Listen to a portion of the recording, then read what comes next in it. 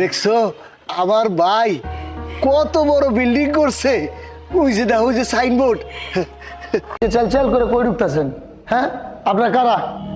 এই যে এই বাড়ির মালিক হাকিম তালুকদার, ও আরাম থেকে আইছি হাকিমের জন্য গ্রামের এই যে লাউ শাকসবজি এগুলো নিয়ে আইছি।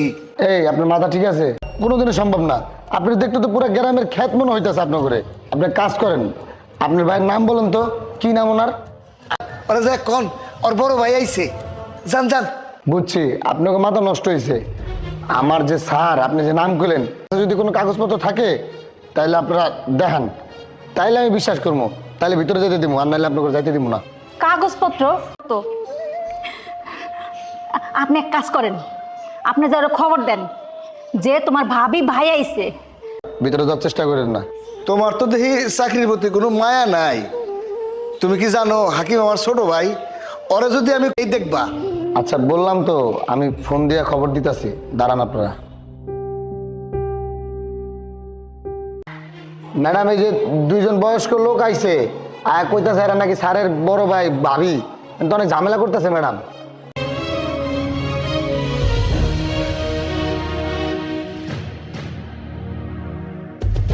দাঁড়ান ম্যাডাম, এই যে বয়স্ক দুজন লোক, এরা বলতেছে এরা নাকি স্যারের বড় ভাই ভাবি। আমি অনেক করছি ম্যাডাম, তারপরও বানা তোমার তো বিয়ে হয়েছে মাত্র 1 বছর হয়েছে, আর 1 বছরের ভিতরে তো তোমগুলো আমার দেখাই হয় নাই। মা সুন্দর বউ পাইছে, আল্লাহ আল্লাহর কাছে দোয়া করি। এত রাজকুমারী, কি সুন্দর, কত সুন্দর। আমি হাকিমের বড় ভাই। তুমি তোমার ভাবিরে সালাম করো। হ্যাঁ, না না, সালাম করা লাগবে না, আমি এখান থেকে দোয়া করে গাইছি এই গ্রাম থেকে তাজা শাক সবজি এগুলো নিয়ে আইছি। তোমার ভাবি নিজ হাতে রান্না করে তোমাকে খাওয়াই। কি ব্যাপার? কি হচ্ছে? এত চিৎকার চেঁচামেচি করে কথা বলছো কেন? চিনতে পারি নাই, আর ম্যাডামও চিনতে পারে নাই, তাই ওনাদেরকে ঢুকতে দেই নাই। আপনার ভাই ভাবি হলে তো আপনি তো চিনবেন। কি বলতেছো? ওরা আমার বড় ভাই ভাবি?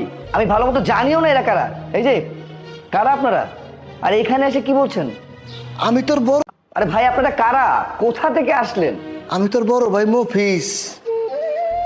বাবা মারা যাওয়ার পরে তোরে লেখাপড়া শিখাইছি, আমরা কষ্ট করছি, কিন্তু তোরে কখনো কষ্ট পাইতে দেই নাই। নিজের জমা জমি বিক্রি করিয়া। পাগল হয়ে গেছেন নাকি আপনি? হ্যাঁ, আপনার সাথে মজা কেন করতে যাব? আমরা দুইজন এক মায়ের পেটের ভাই। এখন আমি কি করুম কও? হায় আল্লাহ, এটা কি হইলো? আমার ভাই আমার চিন্তাছে না। এই আস্তে কথা বলুন। এসব পাগলের প্রলোভ বকে কোনো লাভ নেই। হ্যাঁ, আপাতত আপনার সম্মান আছে, সম্মান নিয়ে এখান থেকে চুপচাপ বেরিয়ে যান। আর নাইলে যে সামনে দাঁড়ানো আছে না, সোজা। আমি এক মুহূর্ত থাকুম না। তবে যাওয়ার আগে তোর একটা কথা বইলা যাই, তুই কান খুলে শুইলা রাখ।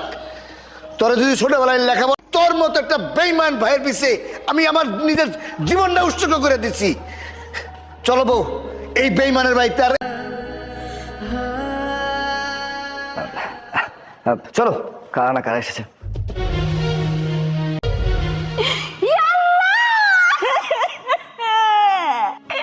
আল্লাহ তুমি এটা কি করলো?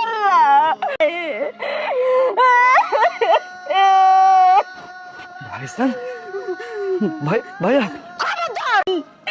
আমার স্বামী আর আমি আপনাদের বাড়িতে গেছিলাম, আপনারা কুত্তার মতো দূর দূর করে তাড়াই দিছেন। আমার স্বামী আমার ছেড়ে চলে গেছে। আপনারা যাই, আপনারা যাই। করছি, যেই ভাই আমার জন্য এত কিছু করছে, সেই ভাইরা আমি আমার ঘর থেকে দূর দূর করে তাড়াই দিছি। অনেক অপমান করছি, সবকিছু আমার জন্য হয়েছে, এর জন্য আমি দায়ী। আমার তুমি মাফ করে দাও। আমার ভাইয়ের মুখটা একটা বার আমার দেখতে দাও ভাবি। মাপ পারবেন না, পারবেন না। আরে আমার কাছে মাপ চেয়ে কি হইব?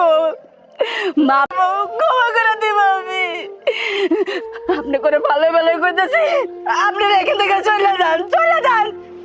জানোয়ার, আমি আমার নিজের বাইরে চিনতে পারি নাই। যেই ভাই আমার জন্য এত কিছু করলো, সেই ভাইরা আমি আপনারা এখান থেকে চলে যান, চলে যান। আপনারা আপনাকে মুখও দেখতে চাই না, আমি মুখও দেখতে চাই না।